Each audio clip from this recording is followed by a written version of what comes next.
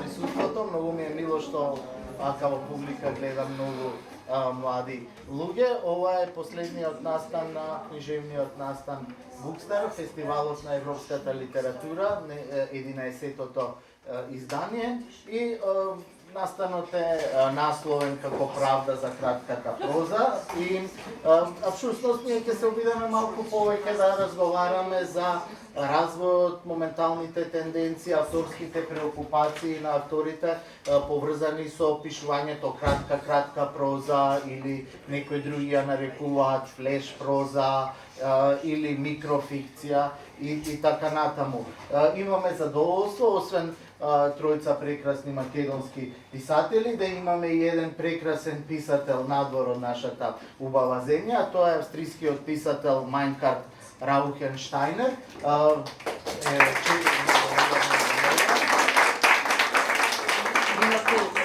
Инаку Майнкарт е современ, би рекол, австриски уметник, теоретичар, филозоф, не само писател, затоа што освен што се занимава со пишување проза, тој се занимава, например, и со изработка и правење на кратки експериментални филмови, има студирано филозофија, се занимава со современа теорија на уметност, работел како професор по фотографија, а веќе 20 години, веќе 25 години работи во кабинетот на австрискиот министер австрискиот председател и задолжен е за култура, наука и образование. Има објавено неколку збирки раскази и куриозитет е што во превод на Марија Гировска има објавена, една од тие книги е објавена дури на македонски јазик и насловот е прекрасен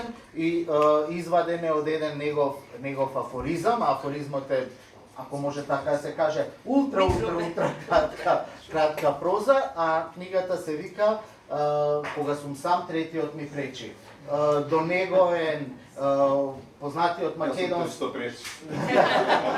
До него е Владимир Мартиновски, професор на катедрата на Уште и компаративна книжевност, а уште поинтересно, еден би кажал ренесансен автор во македонската литература, затоа што има објавувано поезија, има објавувано раскази, кратки раскази, се разбира теориски студии, текстови поврзани со литературата и уметноста. Во еден период од животот се занимаваше како музичар, свиреше во познатата македонска група Баклава, автор е на дигитални графики, се занимава со класично сликарство, така што баш ренесансниот човек на македонската книжевна и воопшто уметничка сцена, значи она расцепканост, фрагментација која што велат дека е карактеристична за постмодернизмот, за 20-тиот век и за 21-виот век. Владимир Мартиновски е човекот кој удира шлаканица во лицето на дефрагментираноста на писателот и воопшто на уметникот. До него е Сања Михајлович Костадиновска, професорка на катедрата за шпански јазик и литература на Филолошкиот факултет Блаже Коневски. Во овој контекст е тука, затоа што преведувачка, се занимава со пишување текстови, теорија, рецензија, но во овој контекст тука најмногу е како авторка на кратки раскази, бидејќи пред неколку години беше објавена низината збирка раскази без во заграда конечни модели на расказот, целосно посветена на уметноста на краткиот расказ или уметноста на флеш фикцијата. И на крајот, но како што викаат во американските шоуа, не најмалку важно, е Иван Шопов, автор кој што многу често практично, авторот кој што го инспирира насловот на оваа панел дискусија, бидејќи бара често правда за кратката проза. Инаку Иван Шопов е автор на неколку збирки на кратки раскази, во кој што влегува и една прекрасна збирка со необични песни во проза, напишана во надреалистички манир месец на годината. Истовремено пишува есеи. Има еден прекрасен есеј за односот помеѓу имањето Фичу или Застава 750 и уметноста на пишувањето проза. И тоа како литературата, размислувањето на литературата може да се поврзе со имањето воопшто и со културолошкиот модел што го представува тој веќе фамозен автомобил. Има една прекрасна книга, Антиразгледници од Скопје се вика, Антиразгледници од Скопје, исто така создадена од кратки раскази и меѓу другото се занимава и активно се занимава со превод од балканските јазици, бугарски, хрватски, англиски, српски и така натаму. Така што очекуваме плодна и многу интересна дискусија. Јас немам многу да должам во овој вовед, само ќе кажам малце кусо за кратка проза како жанр или како форма, како и со многу други форми или жанрови и на таа и требало време да се легитимира за да ги добие своите контури, а своите контури мислам дека ги добива поексплицитно во изминатите 40 или 50 години, иако за четоците на кратка проза се наоѓаат уште, како што Владо Урошевиќ би рекол, во крајот на 18-тиот и почетокот на 19-тиот век, кога врз урнатините на книжевната појава наречена романтизам, во француската литература ќе се појават така наречените песни во проза на Лоизиус Бертран и Алфонс Рад. Ова се песни во проза кои што го напуштаат класичната форма на стихот, но исто така, освен што ја напуштаат, имаат одредени веќе наративни структури и по формата веќе се наоѓаат хибридно помеѓу прозата и поезијата. Врз нив поексплицитно се надоврзуваат поетите на символизмот или модернизмот. Тука се појавува пред се Шарл Бодлер, кој што има еден многу интересен пристап, а тоа е некој од неговите најдобри песни се двојни. Од една страна постои песната само во стихови, од друга страна постои иста песна во проза. Една хемисфера во твојата коса е неговата позната песна во која што практично има двојна верзија. Во овој период, некаде во модернизмот, се појавуваат и илуминациите на познатиот француски поет Артур Рембо, кои што одат чекор натаму во однос на осамостојувањето на песната во проза, која што понатаму ќе резултира со оваа кратка форма. Илуминациите се полни со имагинација, полни со непредвидливости, полни со одредени пресврти кои што на некој начин ќе го отворат патот за модернистичкиот пристап во литературата од почетокот на 20-тиот век, кој што експлицитно е битен за кратка проза, затоа што врз традицијата на реализмот, кој што е опширен, кој што е дескриптивен, кој што се обидува да става голем акцент на контекстот, модернизмот се обидува да биде подиректен, покус, поинтензивен, побрутален и на тој начин да модернистите да создаваат понабиени прози. Тука, значи, во поетиката на надреализмот е многу битно да се споменат, да речеме, надреалистичките текстови, од автоматските текстови, преку песните во проза, кои што отвораат нови патишта од една страна за диалогот помеѓу поезијата и прозата, а од друга страна отвораат нови патишта за воопшто за перцепција на светот. Кога станува збор, значи, за надреализмот за 20-тите, 30-тите години на 20-тиот век, неминовно е да се спомене магот на краткиот расказ, а тоа е германскиот писател или писателот од германското јазично подрачје Франц Кафка, кој што во своите кратки прози практично го дефинира жанрот на кратка проза, која што истовремено ќе биде символична, филозофска, која што ќе има некаде и алегорична димензија. Неколку децении потоа, жанрот се развива преку кратки прози на Хорхе Луис Борхес, кој што во неколку своји збирки практично ќе го легитимира жанрот и заедно со бумот на јужноамериканската литература, со Хулио Кортасар, потоа со Аугусто Монтеросо, едноставно веќе во 60-тите и во 70-тите години жанрот на кратка проза добива свој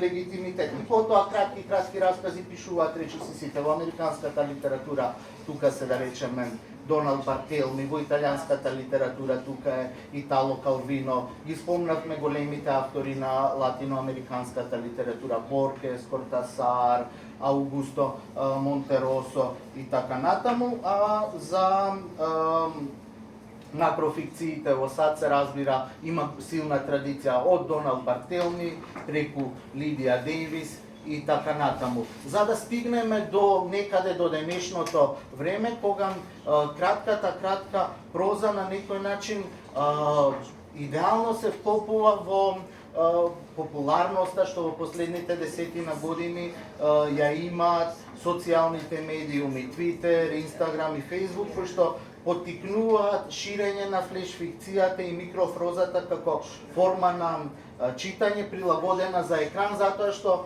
кратката проза или микрофикцијата се содржи од 5 до 7 реда, понекогаш и од 10 реда, но сосема одговара на тој начин на перцепција на уметност и со тоа практично кратката проза почнува да се глобализира и да добива еден, да речеме, светска популарност. Се објавуваат антологии на кратка проза. Во македонската литература има повеќе од 10-15 писатели кои што се одлични автори на кратки раскази. Од кадар музичкиот експеримент. Се разбира, не можеме да ја поврзуваме кратката проза со музичката симфонија, но можеме да ги ја поврзуваме со вкусите джинглови, со вкусите музички партитури, се разбира со фотографијата, неминовно бидејќи фотографијата, како и кратка проза е уметност на мигот, на моментот. Да, многу убава тема. Прво фала за поканата.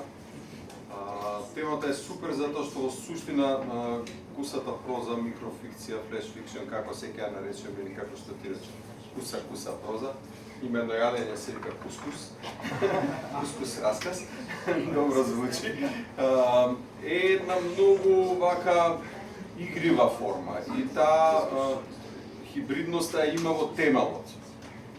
Пред малку изборуваше нели песната во проза, самата по себе еден вид хибриден експеримент кој трае со децении, има долги традиции не само во Европа, и во други делови од светот постои песна во проза. Јас во мојот случај ќе тргнам од моето лично искуство. Кон кусата проза ме водеше еден исто хибриден жар кој се вика хајбун. Хајбун е всушност комбинација на кратка проза и хајку. Хајку е исто така, јас хајку многу го поврзувам по сензибилитет со кратката проза, бидејќи е шахмат, нема тука долги партии по половина час да објаснувате што ако ова, што ако. Значи во неколку потези со многу малку зборови оперира хајку, така и кратката проза, а инаку со другите медиуми има многу такви кратки форми, нели, кусите форми. Еве во музиката и филмот, ако ги споиме, спотот како продукт на популарната култура, нели, има спотови по 1 минута. Сега особено со овие нови форми кусите, нели, како се викаат, веќе јас не ги знам сите рилсови, нели, овие што тоа значи дека во многу мал простор, со многу малку средства, треба да му се даде на гледачот, слушателот, читателот, што и да е, доволно материјал за да, јас мислам дека тоа е можеби во суштината на овој жанр, дека тој што гледа не треба да остане пасивен, дека треба како и во добар виц, нели, да го ангажирате оној што чита или што слуша и некако како да го давате простор да учествува во сето тоа, нели? Нема многу простор за дескрипција, нема многу простор за, не знам, долги диалози, сето она што го подразбира подолгата проза, да не речам романот, но и подолгиот расказот во суштина има малку повеќе материјал. Тука се е на мал простор, би го споредил со фудбал на мали голчиња, нели? Во два потега се треба да биде направено и ако го споредуваме со некои од игрите, нели? И убавината е токму во тоа што мислам како во ретко која уметничка форма се гледа тој сојуз на тој што создава и тој што продолжува да создава, слушајќи го она што е напишано и направено. In that context, Meinhardt, I would like to ask you, can the microform or flash fiction can address major historical or social themes, or it is strongest when it remains intimate and personal, when it's focused on the detail, on the fragment of the things that are not big but small. And how do you see the microprose in that context? Okay, thank you. So first of all, I want to thank all the young people that are still staying here. Some of you have left, I guess. I don't know who forced you to be here. But it is wonderful, otherwise we would sit around the table and talk to each other. Thank you that you are here. So I've forgotten the question, maybe because I have no answer. The relation between the big things and the small things. I know. So for me, it is when you have some writers, of course. So I'm referring to the German literature and history. Sorry, me. Sebastian Haffner. He watches a guy riding the bicycle in Berlin, 1933, and watches only people how they behave on the street and describing the guy on the bicycle, and it's about National Socialism, and you have it in a nutshell. The description only of the scene on the street that he wrote not after the war, but at this time, describes everything, the big politics, the big changes in people's behavior, in the social life, etc., etc. It's a guy on a bicycle. Yeah, and this so short prose for me means you describe a bird, but it is about political or social changes, relevances,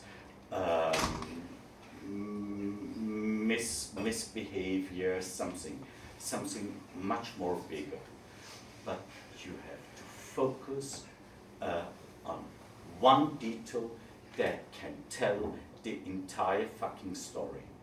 Thank you that you're here.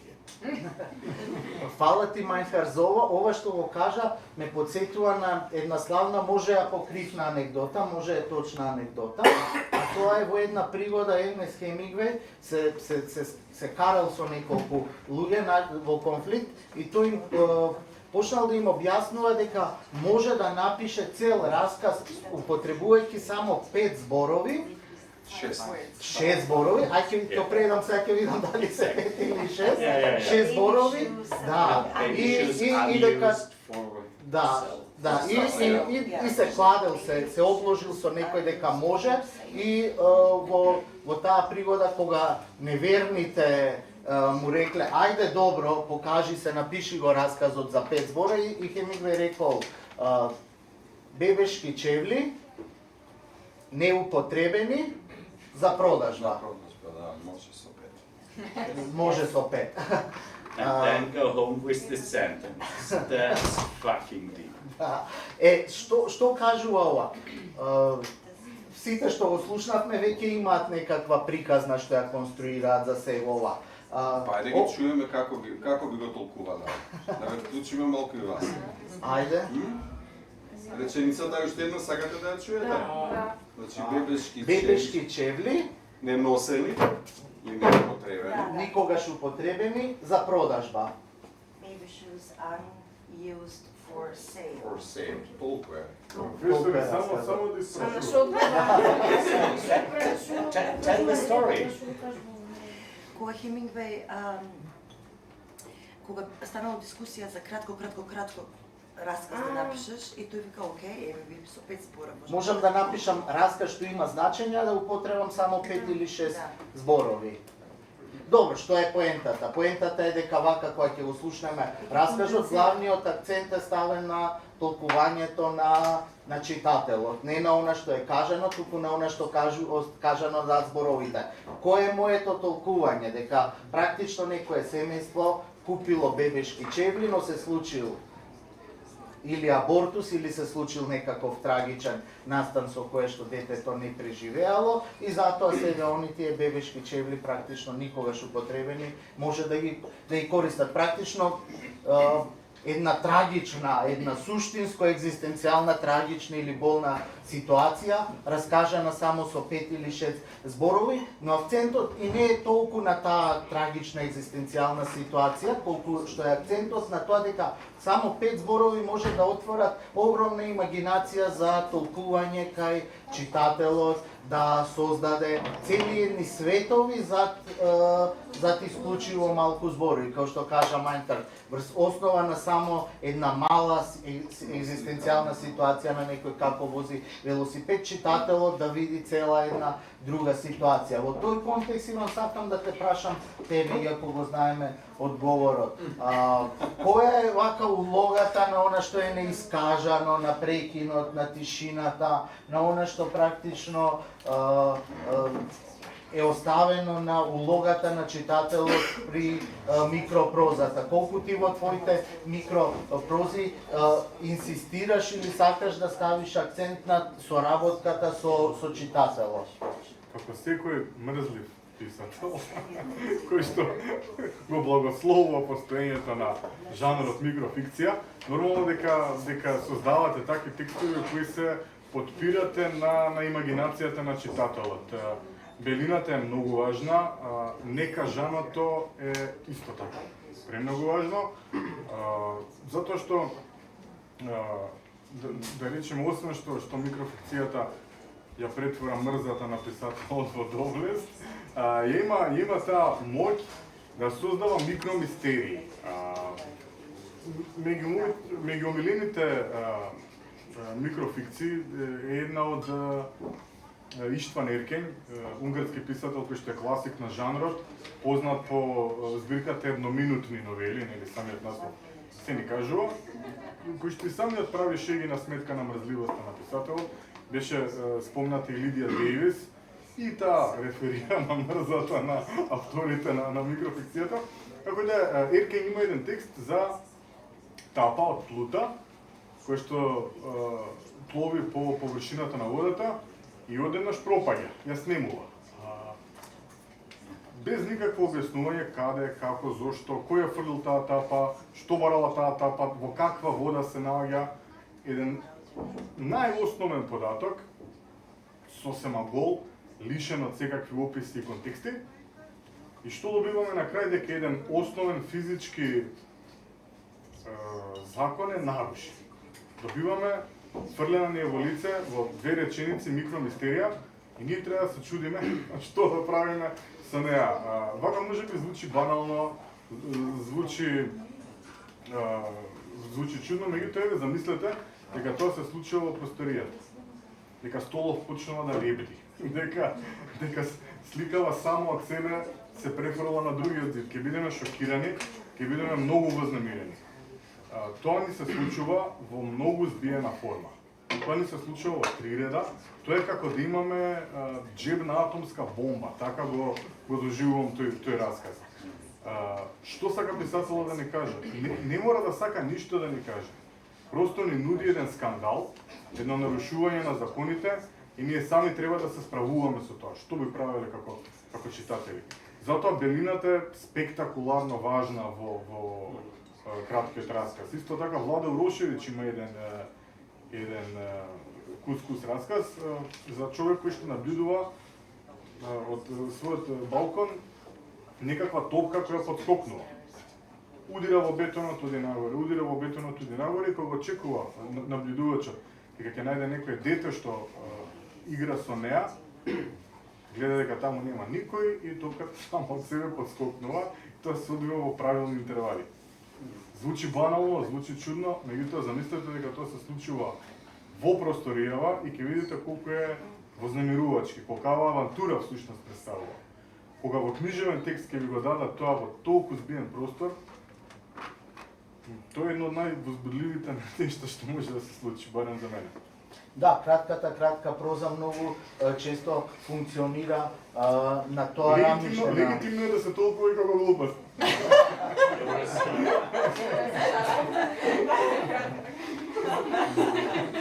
Да, ама Иване во право, секоја добра литература често функционира како шок, како изневерување на очекувањата, како нарушување на нашите сетила, како нарушување на оно што може да се предпостави. Сања, во твојата книга Бесконечни модели на расказот, ти упорно во повеќе од 100 раскази автопоетично се навраќаш на можноста, на умешноста на пишувањето, на тоа што се случува во расказот како расказ. Зошто толку голем интерес за автопоетските аспекти на кратка проза и автореференцијалните аспекти? И јас прво да се заблагодарам што сум денес тука, бидејќи јас всушност и веќе не се доживувам себе си како писателка.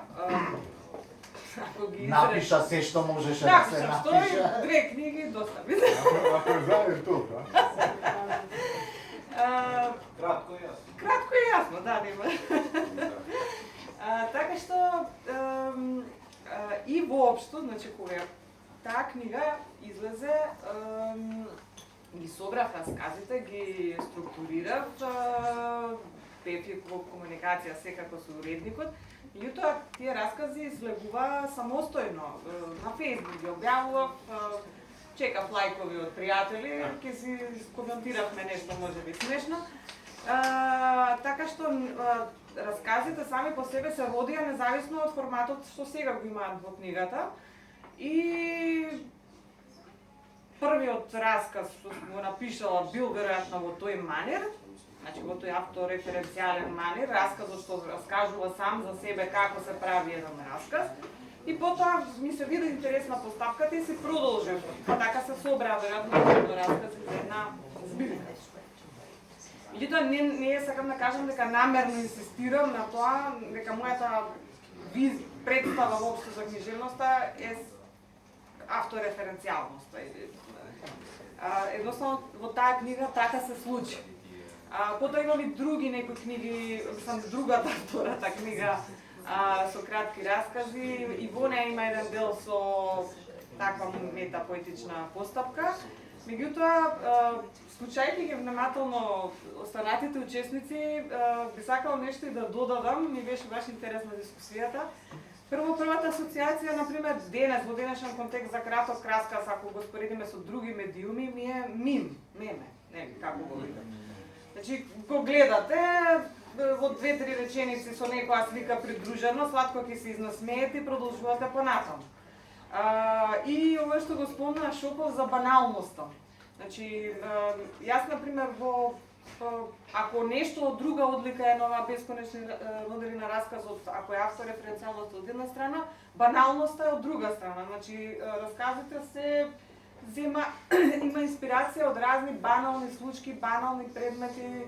И мене многу ми е интересно тоа. Значи, не големите теми, иако мислам дека големите теми и како имплицитно некаде се наоѓаат таму, во кратките раскази, меѓутоа баналното да се издигне на еден пиедестал. Владимир, спомнавме социјални мрежи, краткост, мим, можност на некој начин цело уметничко дело да се сведе на нешто што може да се исперцепира во однос на денес ужасно намалениот опсек на внимание или attention span кај луѓето кои што користат дигитални форми на рецепција. Дали во тој контекст мислиш дека флеш фикцијата, кратката проза е природен жар на дигиталната ера, на дигиталната на дигиталниот свет во кој што денеска живееме? Добро, од гледна точка на рецепција, да, медиумот е поволен затоа што може од екранот на телефонот да прочитаме таа реченица фамозна од Хемингвеј, но и некои други антологиски парчиња од кратката проза без разлика каде се настанати на кои јазици, ама интересно е дека овие форми ги имало и во дури пред Гутенбергова галаксија, во многу стари текстови ние може да најдеме многу куси и многу елиптични, многу кратки текстови. Еве, неодамна Иван Шопов направи една фантастична пародија на зен приказните, кои се стари од далечна Јапонија, кои се некогаш и по 3 реченици, 4, а се цела приказна има внатре. Значи, од гледна точка на настанување, тие мислам дека јасно е дека кратката проза може да настанува во секое време, ама денешното време би се согласил, да, е многу погодно во таа смисла дека луѓето, сега тоа не значи дека кратката проза го загрозува романот, пак има луѓе кои седнуваат и читаат роман од 700 страници. Не е дека Срам да е. Срам да е. Постојат и поголеми, еве ако сакате го начна преска и тоа прашање. Може и поголема некоја целина да се добие, еве како што е книгата на Оливера, 366 прози. Меѓутоа може да си ги читаме секоја за себе, но на крајот може да имаме чувство дека сме прочитали некаков роман. Цела една година е тамо зипувана во смисла на тоа дека за секој ден има по една проза, нели асоцира малку и на Пирандело, но ако видиме дека тие парчиња се однесуваат од различни фрагменти или сегменти од нејзиниот живот, тоа е значи цел еден живот со помош на со по неколку реченици и раскази, така што мислам дека таа моќ да компримира кратката проза е фасцинантна и јас дури би ја споредил и со поезијата. Мислам дека таа асоцијативност што може да се постигне токму со згуснување на изразот, само со една реченица или со 2 или 3, и игра на картата на асоциацијата, на тоа каде ќе не водат тие слики, нели како што многу убаво кажа, некоја сликата е или тие слики може да кај секој од нас да продуцираат различни, затоа што и кратката проза конечно и продуцира и емоција. Еве ова што го кажа за детските. Некој може навистина да го прочита низ трагичен код. Хемингвеј велел јас сакам и да ве расплачам, дека и можам да ве расплачам. И ако стварно си ја направиме целата таа приказна, некој од нас може и така емотивно да реагира. Некој друг може истата да ја чита денеска од гледна точка на потрошувачко општество, кај што сите трупаме и многу неносени алишта има во нели многу повеќе се купува и после што ќе прави со тоа? Ајде пак ќе го продадам, нели? Гледаме дека самото време ни дава една нова перспектива на таа иста реченица. So I agree because I have only understood 10%, so it's easy to agree. That's a real short story. That was really tricky. The art of reduction. Yes. You shortened it, but I see that people are leaving, so I think what I answered the question you haven't asked. That's great.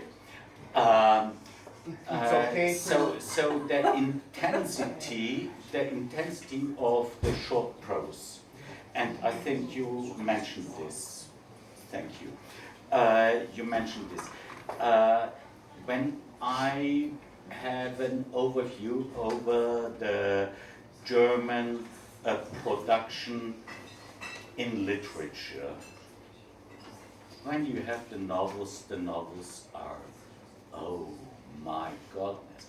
You can take them to the beach. When you go to Ohrid, take a novel.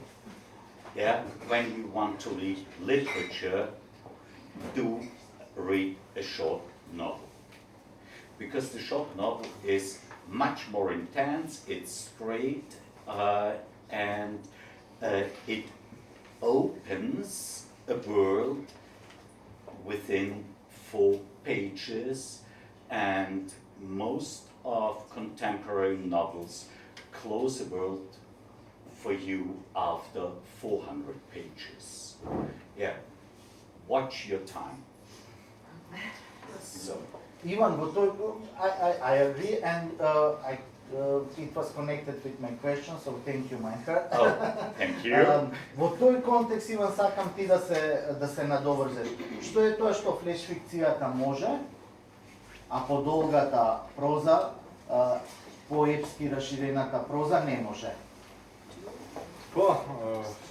Малку ќе превртам ситуацијата, подолгата проза може да ве успее. Флеш расказот не може. Ајде малку да создадеме тензија и анимозитет меѓу авторите на пократки и подолги форми.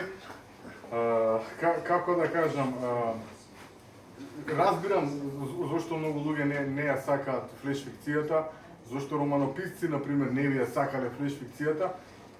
Просто физички е потешко да се напише најлошиот роман од најдобрата флеш фикција. Тоа трае. За тоа треба сериозен труд и немате никаква гаранција дека на крајот ќе испадне нешто од тоа. Добро, да ја тргнеме шегата на страна.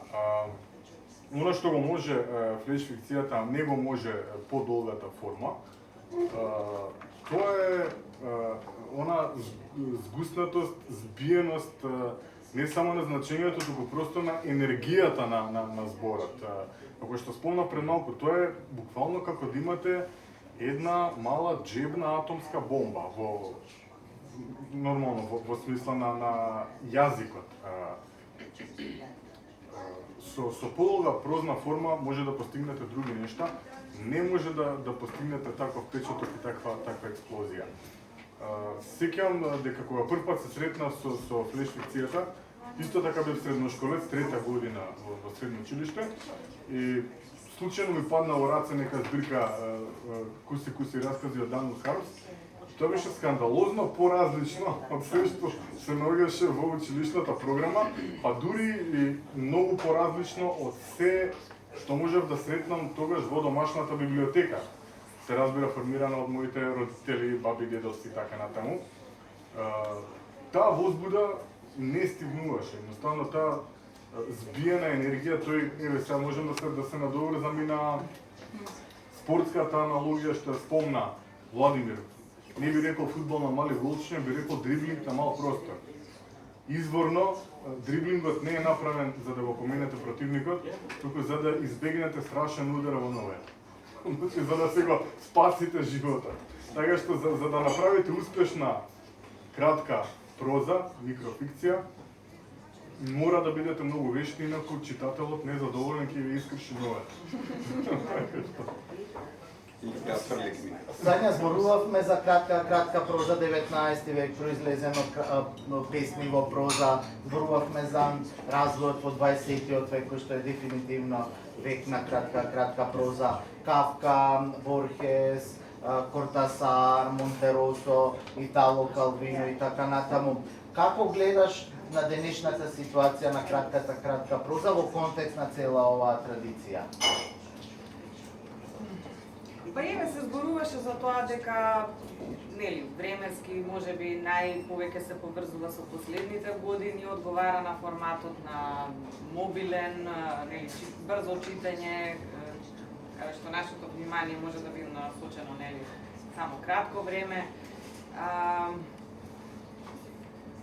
Но се сложувам дека се спомена дека тој жанр некако во некаква форма постоел и во минатото и дека сега во која насока се движи, не знам. Може би во сведување на повеќе на слика, на тие мимс, може би тоа е загрозен од сета оваа визуелна уметност со која што, сам не уметност, визуелните содржини со кои што се сме бомбардирани, така што дури денес ја би рекол дека луѓето ни за кратка проза немаат време, значи ќе прочитаат нешто вкусо, ако во првите две реченици не им фати око, одат понатаму. Така што и би рекла дека, не знам, можеби се спомена дека некако е задоволителна, на почетокот спомнати во воведот, или беше Шопов, сега на што сакам да се надоврзам, дека има доволно автори, дека е доволно промовирана. Јас сепак мислам дека не е доволно промовирана, затоа и сме веројатно последни мало. И мислам дека Доброто за крај се. и дека воопшто мислам дека нема награда за кратка проза. За кратка проза нема награда. Во Страсбург мислам дека се доделуваат награди за ваков вид на. Така тоа само по себе е некако показател дека ако во наше општество не се направи уште не се избориме за таа правда за која што вели Шопов, уште повеќе можеме да очекуваме дека кратката проза и можеби ќе нема да се избори за свое место. Јас имам чувство дека многу сериозни квалитетни повели Мајка, Саша, да додадеш нешто. You wanted to add something or not? Because you raised your No. I only was aware that Alice Mulmore won the Nobel Prize for short stories, and she was the first writer only publishing short stories. So with the short stories, so maybe maybe it's like Bob Dylan, the first singer that won the Nobel Prize. So it's something the Nobel Prize Committee want to show that they are modern. But include So, but on the other hand, you're totally right. So I mean, when you talk to also critics in Austria or Germany, and you say, yeah, I'm writing short stories, I'm writing microprose. Why don't you write a novel? And so grazie. Yeah, we are done. So you think that microprose is underprivileged and underestimated? Of course, I mean, you can write lyrics when you say, oh, I'm writing a poem. It can only be a single line, as with Ungaretti or something, and they admire, they lay on the floor and say, oh, this poem and this poet, oh my God. And when you write a lousy novel that can be, I don't know, written by, I don't know, a dog here on the street, but it's 1,000 pages, and they say, oh, the 1,000 pages, you are this novel writer. Yeah, give a shit on it. And when you say, oh, yeah, I'm writing short novels, no. And Maika, what's the reason behind this attitude? This is, I mean, I have the 1,000 pages, I have the bigger. Sorry, that's so stupid. 3 dots after superlative. When you have the 3 dots, it's a poem. But when you do the 3 dots and it's a poem, then you are so coming from this different world of lyrics. You're coming, I don't know, from heaven. No, what the hell? I mean, We should establish an award for microfiction. No. Please don't. You're the first winner. Владимир, јас имам чувство дека краток расказ е доста доминантен, особено во последните десетина години во македонската книжевна продукција. Ти како професор на филолошкиот факултет Блаже Коневски имаш одговорност тука и мораш да одговориш на прашањето кое е местото на кратка проза во современата македонска литература. Па не, мислам дека пред некоја година го дадовме одговорот заедно со Колја кога направивме антологија, се вика Джин Джуџе во земјата на афионите. Имаше и апокрифно име едно време, ја викавме во земјата на айфоните. Една мала антологија која може да ја разгледате на сајмна книга, обично може да се најде на штандот на Темплум. Тамо истражувавме малку повеќе. Свативме дека уште од Иван Точков, значи не е ова само последниве 10 години. И од Блаже Конески има одлични кратки прози, мислам. Еве, ако не сте го читале, една препорака, Дневник по многу години. Разлистајте таа книга на Блаже Конески, ќе видите фантастични парчиња. Дел од нив личат на есеи, дел од нив се раскази, дел од нив се многу тешко да им дадете име. Да, цртички. Славко Јаневски, оние фантастични кратки. Зад затворената врата. Зад затворената. Значи, ќе видите дека сите наши автори, сега, можеби не се најпознати по тоа, меѓутоа, ќе најдете дека кај голем дел од нив постои или циклус, или цела книга, или можеби некој баш како бисерчиња некаде скриени во опусот, а многу добри парчиња кратка проза. Така што, дури мислам дека е нешто што обединува многу различни автори. Еви, Румена Бужаровска од Нови Венели има она одлична книга со ништа. И многу, мислам дека е многу интересен сегмент, можеби не. Еве, Жарко Куинџиски има направена одлична студија за краткиот. Да, магистерската која е супер студија. Мислам дека и тоа би го препорачал да го разлистате, да видите колку таму автори се споменуваат и во светската и во македонската. Сега, ова што го кажам, може би е добро да нема награда, за да излезе од тие шаблони, нели, кои за жал веќе доминираат во другите домени. Што знам, ете? Иван, сакам да те прашам, сега може би не бреам точно, ама ако се земат песните во проза од мешана годината, ако се земе да речеме антиразгледниците од Скопје, ако се земат последната твоја збирка кратки раскажи што излезе во издание на Бегемот, имаш напишано може и повеќе од 250 кратки раскажи. Толку се. Да речеме толку се. Колку имаш чувство дека жанрот е исцрплив или ова е форма, ова е жанр кој што е исцрплив, онолку колку што е исцрплив секој друг жанр или секоја друга книжевна форма. Минималистички да одговорам под Б. Значи, не верувам дека може во вистинска смисла да се исцрпи. Тој жанр, таа форма нуди разни можности, може да и се пристапи творечки од милион агли, така што останува предизвик. Не престанав да пишувам микрофикција по објавувањето на последната збирка. Да, и во азбуки за записи се исто така голем број дележам нови идеи, нови текстови кои знае како ќе резултира тоа и дали ќе резултира во книга, меѓутоа не престанува да ме возбудува таа минималистичка форма.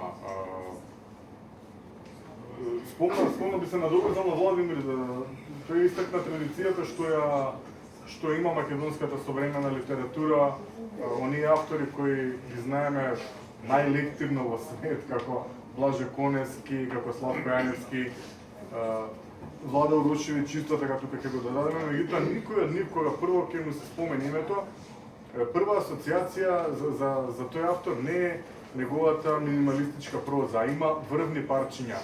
Не е тоа пример само со македонската литература, например Елијас Канети ретко кој ќе го знае по прислушкувач или Томас Бенхард по имитатор на гласови, меѓутоа тие автори за мене се пред се врвни минималисти, тука сум крајно пристрасен, нормално. Би се навратил кога веќе зборуваме за традицијата на книга од исто еден, сега банализирам, лектирен автор, глас од дамнината на Анте Поповски. Тоа се практично, тука Анте се јавува како приредувач, некако автор. Тоа се собрани монашки ракописи, меѓутоа напишани на маргините на светите текстови кои тие ги препишувале. Че замислете го тоа ограничување кое е физичко и материјално, таа принуда да се биде минималист. За воопшто да помислиш дека можеш да запишеш нешто, треба да убиеш зајак, да внимаваш како ќе го убиеш, како ќе одереш кожата и ќе добиеш нешто на кое можеш да запишеш. Тоа што смееш да го запишеш е свет текст. Тоа што сакаш самиот да го запишеш како нешто лично или интимно, е нека сосема мала маргина. Така што тука имаме записи од записи за боболка на монахот до запис за еден грандиозен историски настан, Маричката битка. Гледате колку тука се е сведено на една толку малечка маргина. Левата комета имаш. Тоа е многу важна лекција за тоа што е минимализам, што може минимализмот, што е важно, што не е, а е врзано со македонската книжевна традиција. Благодарам. Ви благодарам на сите за досегашниве излагање и сега би сакал да повикам некој од публиката дали можеби има некое прашање, некој коментар, некоја забелешка за ова што досега го разговаравме со моите драги колеги. Долго прашање за кратката проза. Бидејќи никој не го разбор. Повели Андреј Медиш Лазаревски се пријавува да даде. Ненот од Илири пиша дека најпродавана книга во Илири е поетска книга. После толку долга борба за правда за кратката проза, дали Шопокова го смета за личен пораз? Не. Правда не значи доминација над поезијата. Само значи леш-фикцијата да не е подценета. Така што ја поздравувам најпродаваната книга. Добро, може би некој се.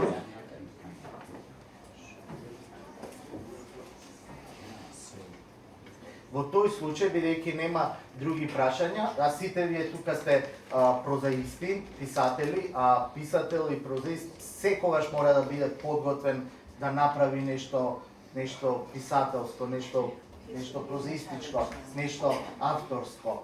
Владимир Мартиновски, за крај, микрофикција во една, две или три реченици. Таман се наместив и снимал батерија на камерата. Minecraft. Microfiction now, instant microfiction in 1, 2 or 3 sentences. Yeah. So, raining was falling all over Skopje. We are here. Great. Ivan Shopov, the same question. Точка. Измисли некој што си го напишал предходно. Кој ќе знае? Врне. Тривникот е мокар, теренот е речиси поплавен на градскиот стадион во Скопје. Вардар губи. 0-3. Има надеж за победа. Ако Метеор ја погоди само противничката екипа. Сања Михајлович Константиновска. Маче поминува преку улица. Не го згазија денес. Жарко Куинџиски како директор, главен и одговорен уредник на Букстар фестивалот и автор на студијата за краткиот краток расказ, ќе завршиме со вашиот краток расказ. Најдолгото најкратко. Јас сум подготвен. Ајде ти секојаш си подготвен. Јас, ајде тогаш не сум подготвен, ама вака ќе направам. За продажба се вика расказот. И оди вака. Прекрасна публика. Никогаш претходно сите заедно на ова место. За продажба.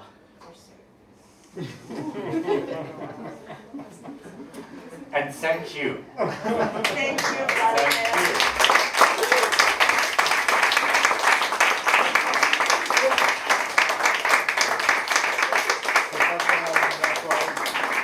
Драги пријатели, ви благодарам за присуството. Мајнка, ви благодарам за твоите прекрасни излагања. Владимир исто така, Сања, Иван, и вие што успеавте на овој дождлив ден да дојдете тука. Инаку има еден прекрасен краток расказ од Иван Шопов, кој што ќе го, вака, можеби ќе го банализирам, ама е поврзан со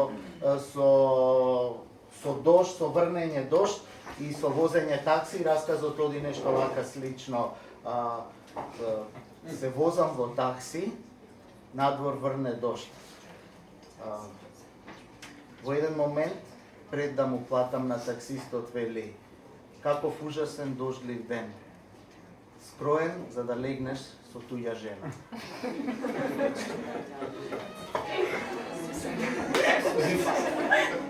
Ви благодарам уште еднаш за присуството. Жарко, тоа ли е се од 11-тото издание на Букстар? Благодарам на прекрасно.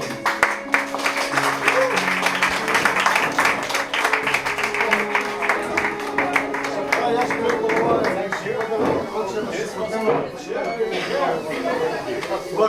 едно нещо, беше много.